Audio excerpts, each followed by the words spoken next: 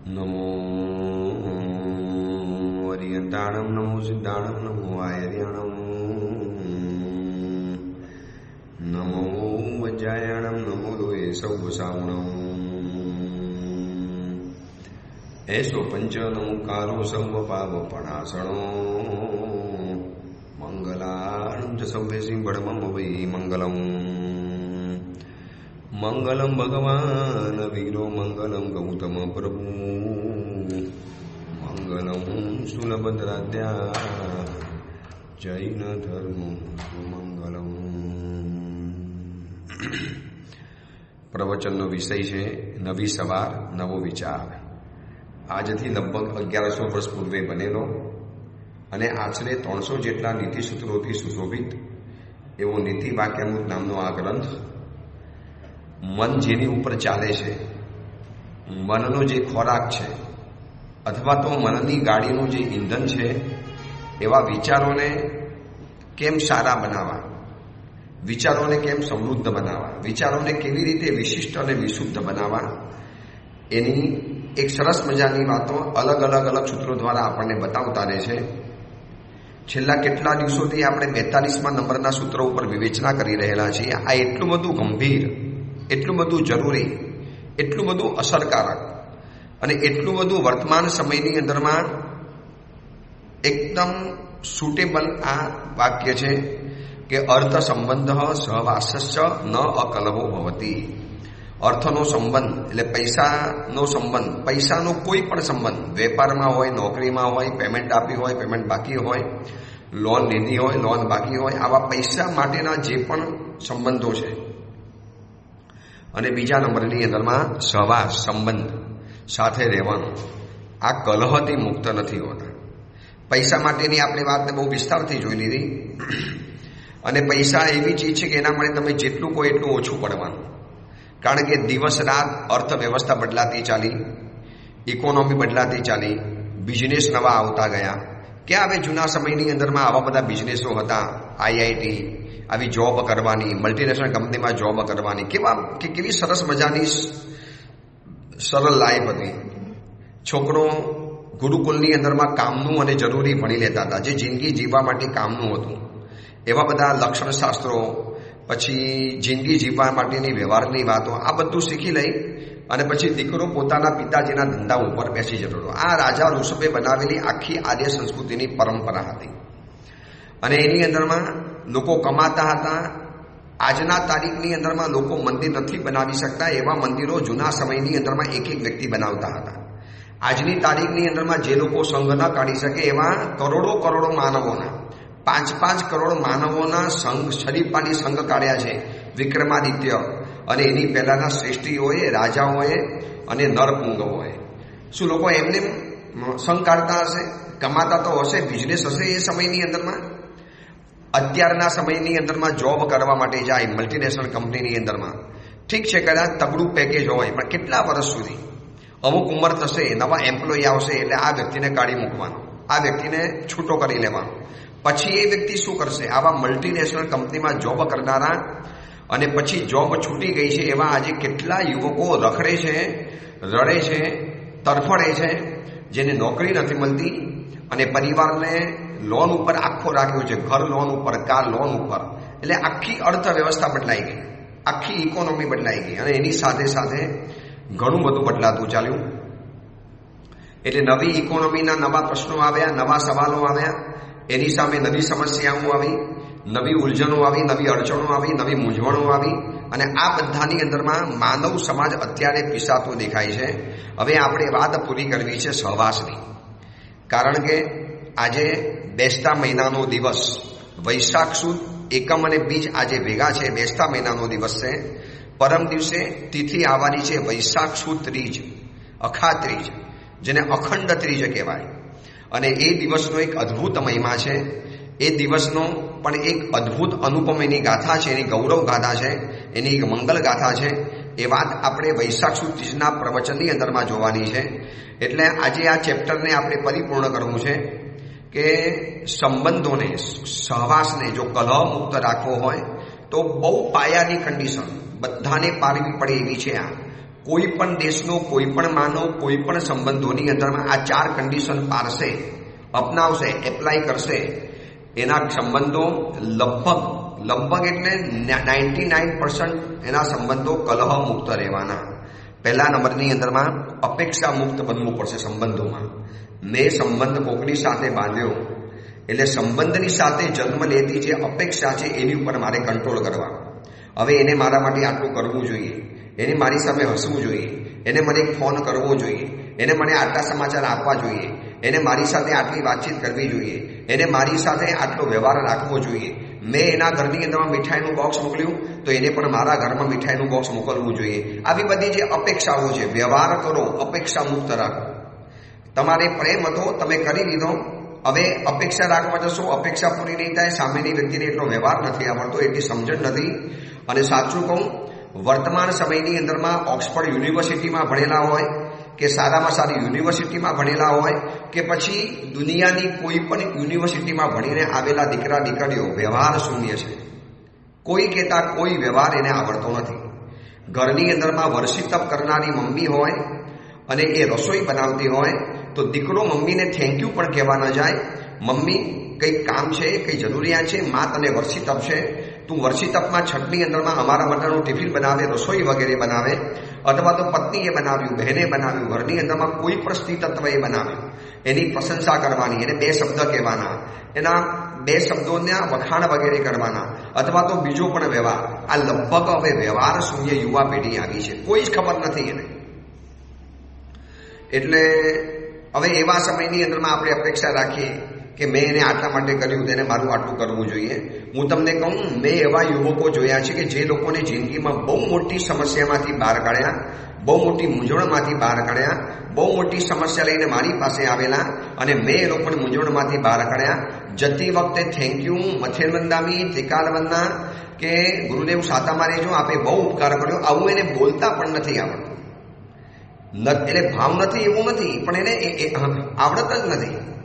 વ્યવહાર શૂન્ય. લગભગ આખી પેઢી અત્યારની વ્યવહાર શૂન્ય છે.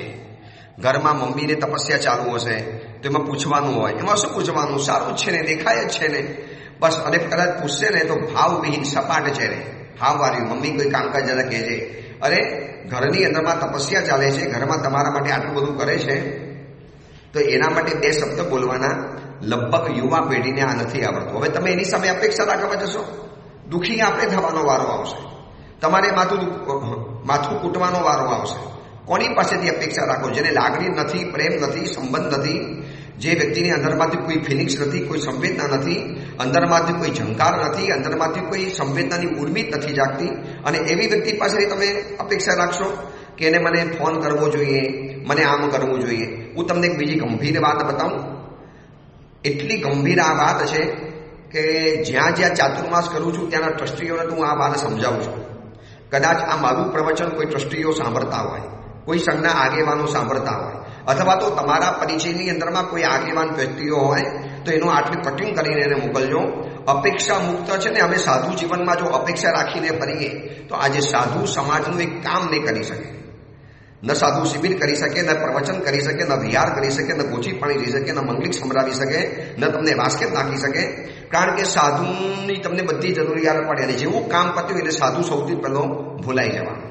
અને એ વાત તમને એટલા માટે બતાવું છું કે ચાતુર્માસ કર્યો હોય અને ચાતુર્માસના 4 મહિના, ગયા વખતે તો 5 મહિનાનું ચોમાસું હતું, 4 મહિના સાધુએ ગળા ફાડ્યા, સાધુએ તંતોડ મહેનત કરી, સંઘને જમાવવા માટે, સંઘમાં માહોલ ઉભો કરવા માટે, સંઘનો વિકાસ કરવા માટે, સંઘની ગુડવિલ વધારવા માટે, સંઘનો ગ્રોથ કરવા માટે, સંઘમાં નહીં આવનારા યુવક યુવતીઓને ઉપાસેમાં લાવવા માટે, સંઘના ફંડફાળા કરવા માટે, સંઘના સાધારણ માટે, સંઘની દેવદ્રવ્યની આવક માટે, સંઘની 7 ક્ષેત્રની વ્યવસ્થા કરવા માટે અને સંઘનું એક મોટું નામ અને ઉજ્જવલ નામ કરવા માટે સાધુએ જાત ઘસી નાખી. સુખડ જેમ ઓરસિયા ઉપર ઘસાઈ જાય ને એવી રીતે સાધુએ પોતાની જાતને ઘસી નાખી. કદાચ એના કારણે શરીર ઓછું થયું, કદાચ એને સ્વાધ્યાય ઓછો કરી નાખ્યો, કદાચ એમને એકાસના મૂકી દીધા, કદાચ એમને શિષ્યોને પાઠ આપવાનું છોડી દીધું. આટલું બધું છોડીને સાધુ 4 મહિના સુખડની જેમ ઘસાઈ ચૂક્યા. સુખડ જેમ ઓરસિયા ઉપર ઘસાઈ જાય એમ મારું જીવન સુગંધી બને. બસ સુખડની જેમ ઓરસિયા ઉપર ઘસાતા ગયા. એક મીણબત્તી અને અગરબત્તીની જેમ સાધુ જલી જલીને ટૂંકો થતો ગયો, ઓછા થતા ગયા. અને ચોમાસાના 4 મહિના પછી બસ છેલ્લે વિહાર સમારંભ થાય. કાર્તિક સુદ પૂનમ આવે, એકમ બીજ તીજના કે પાચમના જ્યારે મહાત્માનો વિહાર થાય. હું તમને સાચી વાત કરું, સાધુ જીવનના અનુભવથી બતાવું છું.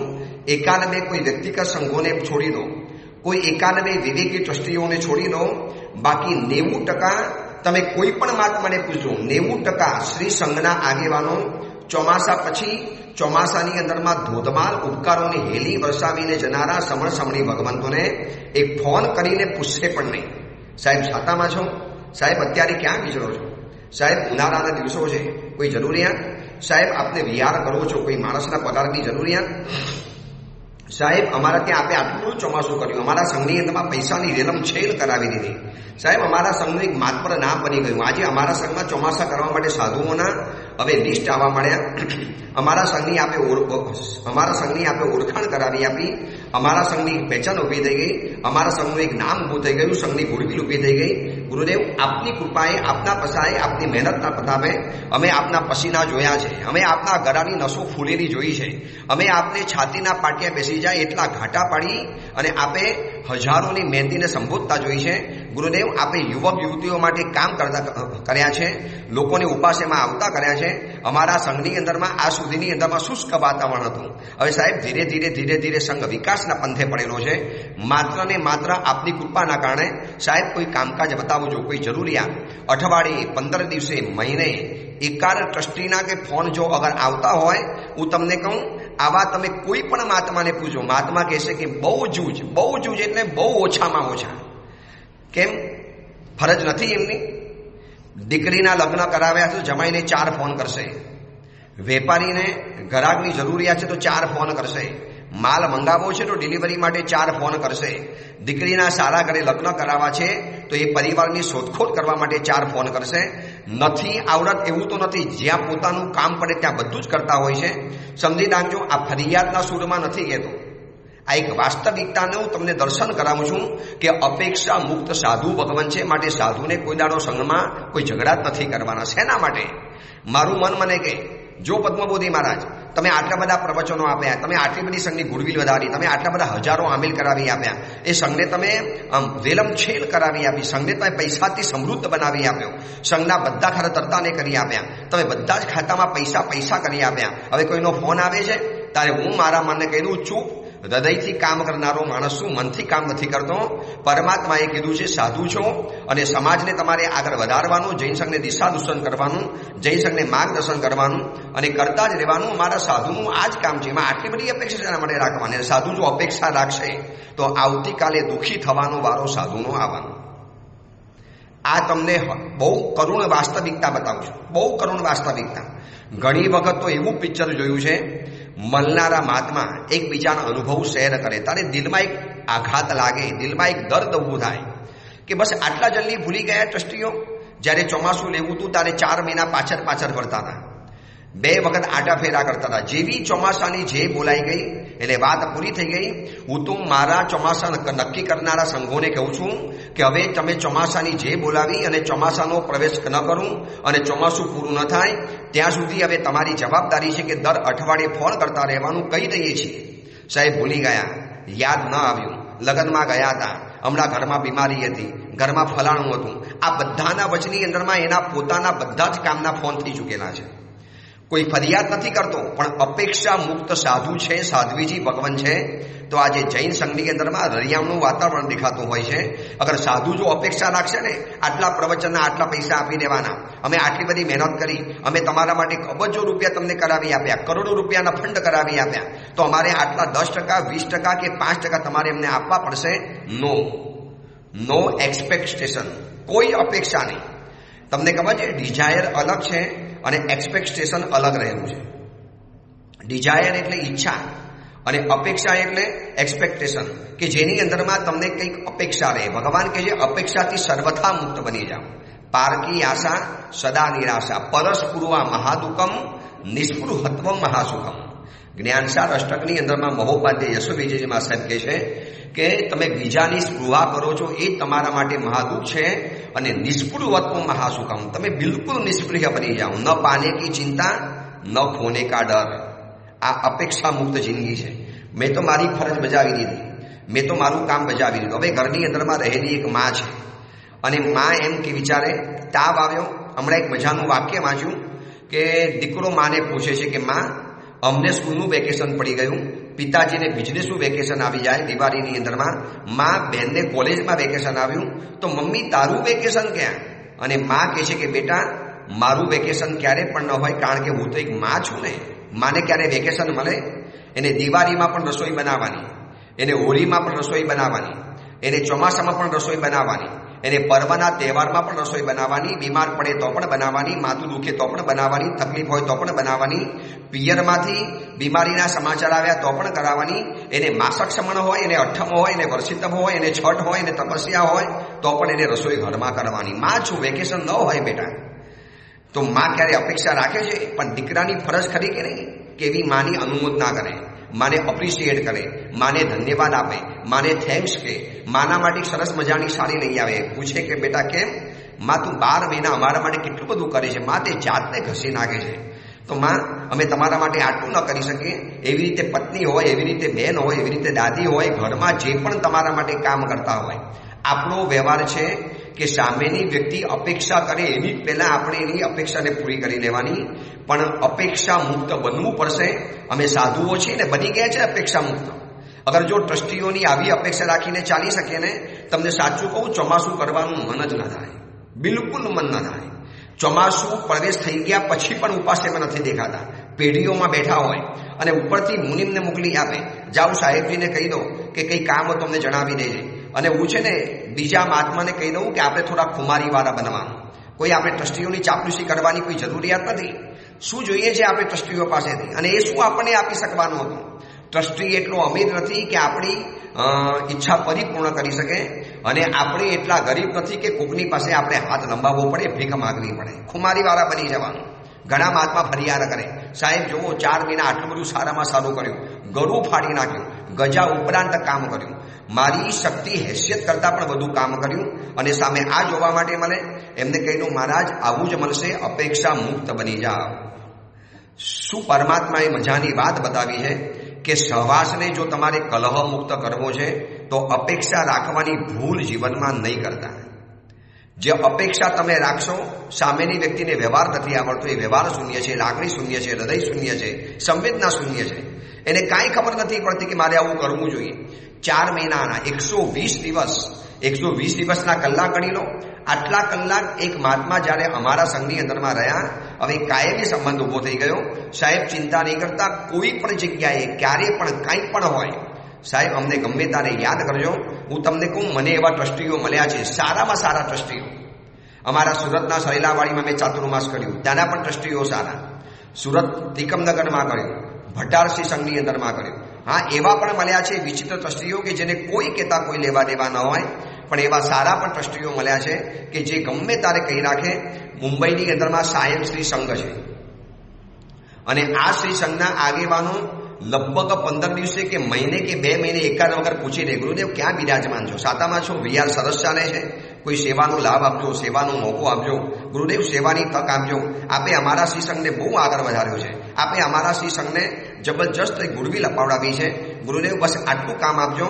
આવા સાયન જેવા સંઘો, માટુંગા જેવા સંઘો આજે બહુ જૂજ મળે છે, પણ એવા પણ છે કે જે ટ્રસ્ટીઓ સાધુને નીચોવી દીધા પછી જાણે કશું પૂછવાનું પણ નહીં, પણ છતાં પણ સાધુ કામ કરે છે। કેમ? સાધુ અપેક્ષા મુક્ત છે માટે। ચલો, પહેલા નંબરમાં સંબંધોને કલહ મુક્ત રાખવો હોય, કારણ કે મહાત્મા કહે છે કે અર્થ સંબંધ સહવાસશ્ચ ન કલહો ભવતી। અર્થ સંબંધ અને સહવાસ એ કલહથી મુક્ત નથી હોતો, કલહ સાથે જોડાયેલો છે। અને સહવાસને જો કલહ મુક્ત કરવો હોય, એકદમ સંબંધને મીઠો, મધુરો, એકદમ સરળ, સ્પષ્ટ, બહુ સીધો સંબંધ, ન એમાં આંટી ઘૂંટી હોય, એવો બનાવવો હોય તો પહેલા નંબરમાં અપેક્ષા મુક્ત બનો, બીજા નંબરની અંદરમાં આગ્રહ મુક્ત બનો। કેટલાક આગ્રહો છે ને સંબંધોની અંદરમાં આપણે રાખતા હોઈએ છીએ, નહીં એને આવું કરવું જ પડશે। અપેક્ષામાં શું હોય ખબર છે? આ કરે તો મને ગમશે, આને કરવું જોઈએ, આને આવું કેમ ન કર્યું, આ છે ને અપેક્ષા આવી। પણ આગ્રહમાં શું આવશે? એક અધિકાર, નહીં કરવું જ પડે, એને આટલું મારા માટે કરવું જ પડે। એને મારે સ્ટેશન ઉપર લેવા માટે આવવું જ પડે. હું બહારગામથી આવતો હોઉં તો મને રિસીવ કરવો જ પડે. બહારગામ જતો હોઉં તો મને મૂકવા માટે આવવું પડે. પત્નીએ મને આટલા ફોન કરવા જોઈએ, પતિએ મને આટલા ફોન કરવા જ પડે. ન કેમ કરો? અને ન આવે તો અંદરમાંથી ઊંચા નીચા થઈ જાય, અથવા તો મને ત્યારે સંભળાવી દે એવો આગ્રહ નહીં કરો. મળે છે તો લઈ લેવાની છૂટ, પણ સંબંધોના ક્ષેત્રની અંદરમાં હજી કહું છું, ઈચ્છા કરવાની છૂટ છે, પણ આગ્રહ કરવાની છૂટ નથી. ઈચ્છા તો અમને પણ થાય કે સંઘમાં ચાતુર્માસ કર્યા પછી તસ્ત્રીઓ યાદ કરે, પણ કોઈ આગ્રહ નહીં, કોઈ કહેતા કોઈ આગ્રહ નહીં. એ યાદ કરે તો પણ ભલા, યાદ ન કરે તો પણ ભલા. મારી ફરજ હતી, મેં મારું કામ પતાવી દીધું. અને એક વાત બતાવું, અપેક્ષાની અંદરમાં જ્યારે અપેક્ષાની અંદરમાં જીદ ભરે છે એટલે આગ્રહ બની જાય છે. અપેક્ષામાં એક જીદ આવી ગઈ, નહીં આટલું કરવું જ પડશે, એને આટલું કરવું જ જોઈએ. એ ન કેમ કરે મારા માટે? મેં એના માટે આટલું બધું કર્યું તો મારા માટે એમ ન કરે. કોઈ આગ્રહ નહીં. પરમાત્મા મહાવીરની જિંદગી જોઈ લેજો. ચંડ કૌશિક માટે આટલું બધું કર્યું, પ્રભુએ કોઈ આગ્રહ રાખેલો હતો? એને મારા માટે આટલું કરવું પડે, મને ધન્યવાદ કહેવા પડે? ભાઈ, મેં મારી ફરજ બજાવી દીધી. હવે આગ્રહ શેના માટે કરવાનો? તો અપેક્ષા મુક્ત બનવાનું. નંબર 2, બીજા નંબરની અંદરમાં આગ્રહથી મુક્ત બનવાનું. આગ્રહ એટલે જીદ, ચક્કી વલણ, એક અધિકારની ભાવના. ઘરનો વડીલો હોય તો વડીલના પણ કેટલાક આગ્રહ હોય છે. ઘરની અંદરમાં મોટા હોય તો મોટાઓના કેટલાક આગ્રહ હોય છે. ઘરમાં પતિ હોય તો પતિ પત્ની પાસેથી કેટલાક આગ્રહ રાખતા હોય છે. મેં તને કીધું તારે આમ કરી લેવાનું. પતિ કે નહીં ફાવે મને, ના કેમ ફાવે, ના કેમ કરે, તારે કરવું જ પડશે. અને હું કહું અને તું મને ના પાડીને. પતિ કે તમે એટલે કોણ? મને, હું પણ માણસ છું, મને ફાવવું જોઈએ ને. બસ આમાંથી પછી તણખા જરે. આમાંથી પછી એ તણકામાંથી સ્પાર્ક થાય, અને સ્પાર્કમાંથી પછી મોટો ભડકો થઈ જાય. એના કરતાં તમે કહી દીધું, ન કર્યું તો કાંઈ નહીં. શાન સુધારસની અંદરમાં લખ્યું છે કે આગ્રહ કરવાનો નહીં. મિથ્યા સંસંસી વીર તીર્થેશ્વરાનામ રોદ્ધુમ શેકેન સ્વશિષ્યો જમાલી. કેટલો મજાની વાત બતાવી કે પરમાત્માને મિથ્યાત્વી કહેતા એવા પોતાના શિષ્યને ભગવાન નથી રોકી શક્યા. અન્ય કોવા રોષ્યતે કે ન પાપમ. ભાઈ, તમે જો ભગવાન જેવા ભગવાન નથી રોકી શક્યા તો હું અને તમે કોઈ વ્યક્તિને રોકી શકવાના હતા? કેમ આટલું બધું આગ્રહ કરવાનો? કેમ આટલું બધું જક્કી અને જિદ્દી વલણ રાખવાનું? શેના માટે? પણ થોડુંક છોડતા જાઓ, થોડુંક લેટકો કરતા જાઓ, થોડુંક ઢીલું મૂકતા જાઓ. નહીં, ઘરમાં આમ જ થવું જોઈએ, બધાએ આવી રીતે રહેવું જોઈએ, બધાએ કપડાં આવા જ પહેરવા જોઈએ, બધાએ આવું જ ખાવું જોઈએ, બધાએ આ રીતે જ કરવું જોઈએ. ભાઈ, એવા આગ્રહ હવે વર્તમાન સમયમાં ચાલે એમ નથી. તમારું એટલું પુણ્ય નથી, સામેની વ્યક્તિની એટલી પાત્રતા નથી. અને તમે ખોટે ખોટા આગ્રહ રાખવાની અંદરમાં જાઓ અને આગ્રહ ફેલ ગયો એટલે પછી આર્ધ ધ્યાન કરવાનું, અસમાધિ કરવાની, ઝઘડા અને રોજના ઝઘડા કરવાના. આના કરતાં ભાઈ છોડી દો. કેટલાક લોકોને અમે કહીએ છીએ દેરાસરમાં પણ આગ્રહ રાખે લોકો, નહીં પૂજા આવી રીતે જ કરવાની, આવી રીતે લાઈનમાં ઊભા રહી જવાનું. હવે હું એને સમજાવું, ભાઈ શાંતિ રાખને. નહીં સાહેબ, ના કેમ વાત માને? અમારી વાત ખોટી હોય તો મને બતાવો. ભાઈ, તારી વાત ખોટી નથી, પણ તારું પુણ્ય નથી, સામેની વ્યક્તિની પાત્રતા નથી. શું કામ દેરાસરની અંદરમાં ઝઘડા વગેરે કરવાના? જ્યાં આગ્રહ આવે છે એટલે ત્યાં આગળ તણખા જરે, ઝઘડા વગેરે થાય. એટલે સહવાસને કલહ મુક્ત કરવો હોય, સંબંધોને ઝઘડાથી મુક્ત રાખવા હોય તો પહેલા નંબરમાં અપેક્ષા મુક્ત બનો, બીજા નંબરમાં આગ્રહ મુક્ત બનો, ત્રીજા નંબરમાં આવે છે આસક્તિ મુક્ત બનો. આ 4 ચીજ એવી છે, અપેક્ષા મુક્ત, આગ્રહ મુક્ત, આસક્તિ મુક્ત અને ચોથા નંબરમાં આવે છે અહંકાર મુક્ત. આ 4 વસ્તુ જે વ્યક્તિએ સંબંધોમાંથી કાઢી લીધી, માનો એનો સંબંધ એટલો બધો મજાનો ચાલે અને એ વ્યક્તિ પણ લોકોને બહુ ગમે. હવે જે વ્યક્તિ અપેક્ષા નથી રાખતી, એને તનતોડ મહેનત કરી, ગજા ઉપરાંત કામ કર્યું, છતાં પણ એ વ્યક્તિ એક નાનકડી પણ અપેક્ષા તમારી સામે રજૂ નહીં કરે, એ વ્યક્તિ આપણને કેટલી બધી ગમે. આપણી ફરજ છે કે એના કાર્યને જોઈને એની અપેક્ષા થાય એની પહેલાં જ આપણે આપણી ફરજ બજાવી દેવાની. પણ માનો કોઈક એવું ન બજાવી શક્યું, કોઈ એવું કહી ન શક્યું, તો એ વ્યક્તિ આપણને કેટલો બધો ગમે. ભાઈ, આને કોઈ અપેક્ષા જ નથી. નંબર 2 આગ્રહથી મુક્ત. નંબર 3 આસક્તિ મુક્ત. આસક્તિ એટલે કેટલીક આસક્તિઓ છે ને સંબંધોની અંદરમાં ઝઘડા ઊભા કરાવડાવે. હવે ચીજ એક જ છે અને 2 જણાને વાપરવી છે. મોટો ભાઈ કે બાઇક લઈને હું જ જઈશ, નાનો ભાઈ કે નહીં, દર વખતે તું લઈ જાય છે ને તો આ વખતે મને પણ મળવી જોઈએ. દર વખતે તમે લઈને જાઓ તો મારે ક્યારે બાઇક નહીં ફેરવવાની, મારે ક્યારે ટીવી નહીં જોવાનું. હવે એક જ ઘરની અંદરમાં 2 જણાને આસક્તિ હોય. એકને અલગ સિરિયલ જોવી છે, એકને કંઈક અલગ જોવું છે. હવે અત્યારે આઈપીએલનો જમાનો છે. જો ઘરની અંદરમાં ઝઘડા ચાલતા હશે. હવે આઈપીએલમાં છોકરાઓને કે ભાઈઓને મેચ જોવી હોય અને આ બાજુ છોકરી કે દીકરીને કે બેટીને કંઈક અલગ જ જોવું હોય, એને એનું કાર્ટૂન જોવું હોય કે બીજા શો જોવા હોય કે બીજી કંઈક વસ્તુઓ જોવી હોય. હવે એક ટીવીમાં બે ભાગ તો પડી શકે એમ નહીં. હવે એક જ ટીવી છે, એના રિમોટ માટે એટલા બધા ઝઘડા થાય, એટલી બધી ખાના ખરાબી થાય, એટલી બધી છૂટાછૂટી થાય.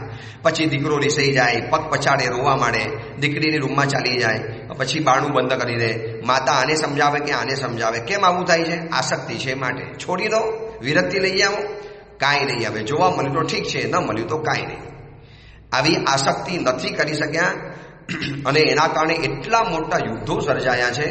આજે જેટલા પણ અત્યારે જે યુદ્ધ ચાલે છે ને, આપણે મહાભારત રામાયણની વાત છોડી દો.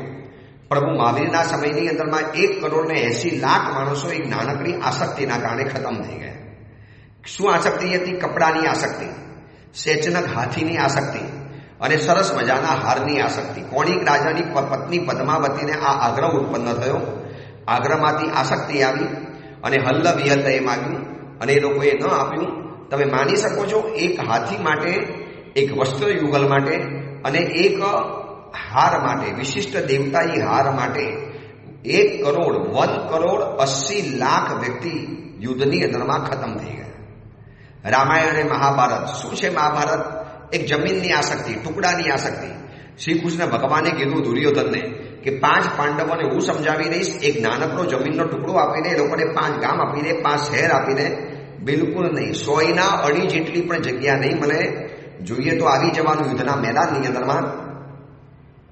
કેટલી બધી આસક્તિ, કોઈનો ભાગ નહીં, બધું મારે એકલાએ ભોગવવાનું, કોઈને આમાંથી મળશે નહીં, બધી જ વસ્તુ મારી એકલાની.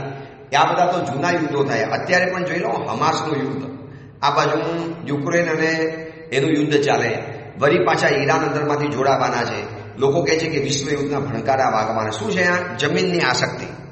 કાં જળ હોય, કાં જળ હોય, જમીન હોય અથવા તો જોડું હોય. સ્ત્રી સંબંધી આસક્તિ, એના કારણે યુદ્ધ થાય. રાવણ અને રામના યુદ્ધ કેમ થયા? રામાયણની અંદરમાં સ્ત્રી પ્રત્યેની આસક્તિ ઊભી થઈ ગઈ રાવણને. હવે જે આસક્તિ કરવા જેવી નથી એને આસક્તિ કરીને બેઠા. અને આખો ઇતિહાસ ખબર છે કે શું થયેલું છે. એટલે કેટલા પરફેક્ટ શબ્દો બતાવ્યા છે ભગવાને કે સહવાસ ઝઘડાવાળો બને છે આ 4 વસ્તુના કારણે. અને આ 4 વસ્તુ જે છોડે છે એનો ઝઘડો લગભગ થતો નથી. આ પ્રવચન જે સાંભળે છે, ઘરમાં દુઃખી હો, ઘરમાં તકલીફ હોય, ઘરમાં ઝઘડા થતા હોય, પતિ પત્નીના ડાયવોર્સની વાત ચાલુ હોય, માને દીકરાને અલગ રહેવાની વાત હોય, પિતાને દીકરાને અલગ ચાલી જવાની વાત હોય, ઘરમાં પુત્રવધુ આગ્રહ કરતી હોય કે મારે જુદા જ રહેવું છે, હું મમ્મી સાથે નહીં રહી શકું, તો એ બધાને કહેવાનું કે બસ આટલું જીવનની અંદરમાં કરી લો. અથવા તો એ લોકોને આ પ્રવચન મોકલો અને સંભળાવો કે સંબંધો બગડે છે આ 4 ચીજના કારણે. અપેક્ષા છોડી દો, આગ્રહ છોડી દો, આસક્તિ છોડી દો અને ચોથા નંબરની અંદરમાં અહંકાર, ઈગો છોડી દો. ભાઈ સોરી, મિચ્છામી ઉગ્રમ, બસ માફ કરી દે, મને આવી ખબર નહીં. હવે આટલા 2 શબ્દો નથી કહેવાતા અને એના કારણે ઝઘડા લાંબા ને લાંબા ચાલ્યા જ કરે અને ક્યાં ને ક્યાં પહોંચે અને એ અહંકારમાંથી વેર ઊભા થાય. વેરની પરંપરા ચાલે અને ભવોના ભવ સુધી દુઃખી થવાનો વારો આવે. એના કરતાં માફી માગી લેવી, માફ કરી દેવું અથવા તો માફી માગી લેવી, પણ એ લગભગ વશની વાત નથી. સંબંધોના ક્ષેત્રની અંદરમાં આ તકલીફ મોટી દેખાતી હોય છે. કેટલી પરફેક્ટ વાત, કેટલી સાયન્ટિફિક, કેટલી લોજિકલ, કેટલી સીધી વાત છે. બસ પણ તમને ખબર છે આ 4 વસ્તુ છોડવી જ અતિ કઠિન છે. એક વખત કરોડો રૂપિયા છોડી દેવાય, એક વખત ભરેલું ઘર છોડી દેવાય, એક વખત સોના ચાંદી હીરા માણેકના દાગીના છોડી શકાય, મગર એ 4 ચીજ છોડના અતિશય કઠિન है. અપેક્ષા, આગ્રહ, આસક્તિ અને અહંકાર. હું શેના માટે માફી માગું? દર વખતે મારે જ માફી માગવાની? हर बार मुझे ही चुकते रहना है? वो तो कभी माफी मांगता ही नहीं. भाई जेने संबंध प्रेमा રાખવો છે એને માફી માંગવી પડશે, એને આ કરવું પડશે. તમે જો સંબંધને હવે એટલું નક્કી કરો, સંબંધ જો મહત્વનો છે તો વ્યક્તિને ગૌણ બનાવી, અને તમારે જો વ્યક્તિને પ્રાધાન્ય આપવું છે તો તમારે પછી સંબંધોને ગૌણ કરી નાખો. તમારે જો અહંકારને મહત્તા આપવી છે ને તો તમારે સંબંધોને પછી સાઈડમાં કરી દેવાના. પણ તમારે જો સંબંધ મુખ્ય રાખવા છે તો અહંકારને નેગ્લેક્ટ કરી દો. શું કામ મારે અહંકાર રાખવાનો? મારા મમ્મી સામે, મારા પપ્પા સામે, મારી પત્ની સામે, મારા ભાઈ સામે, મારા ઉપકારી સામે મારા દેવગુરુ ધર્મ સામે, મારા પરિવારના વડીલોની સામે, મારા જ્ઞાતિજનો સામે, મારા દેશ બાંધવોની સામે મારે જ અહંકાર કરવાનો. અને શું છે અહંકાર કરવા જેવું? અહીંથી મર્યા પછી કશું જ મળવાનું નથી. એકવાર જઈ આવો હોસ્પિટલની અંદરમાં, ભલભલા અહંકારી વ્યક્તિઓ આજે પેરેલિસિસ થઈને પડેલા છે અને આંખમાંથી આંસુની ધાર પાડે છે. હતો એમના સમયની અંદરમાં રોફ મારતા હતા, અહંકારના વટ લઈને ફરતા હતા. અમે કોઈને ઝૂકીએ નહીં, કોઈની સામે ન જોઈએ, મારી બધાને જરૂર પડવાની છે, આ અહંકાર કે છે. અને મને બધાની જરૂર પડવાની છે, આ વ્યક્તિનો અહંકાર મુક્ત ભાવ છે. આજે નહીં તો કાલે મને કોકની તો જરૂર પડશે, तो શું કામ મારે અહંકાર લઈને ફરવાના? मुझे किसी से परवाह नहीं है, चले जाओ, तुम तुम्हारे जो जो जो आपको जमे वो कर लो. ભાઈ આ બધું બોલવું સહેલું છે, પણ જ્યારે હકીકતની અંદરમાં જ્યારે વારો આવે ત્યારે ખબર પડે. એટલે પરમાત્માએ આ 4 વાત બતાવી છે કે અર્થ સંબંધ સહવાસશ્ચ ન અકલહો ભવતી. એક ઝઘડા વગરનો નથી હોતો અર્થ સંબંધ અને સહવાસ. છેલ્લા લગભગ 6 પ્રવચનોથી આપણે આ વાતને જાણતા આવ્યા છીએ. આ 6 પ્રવચનો કદાચ તમારા સગા સંબંધીઓને મોકલજો.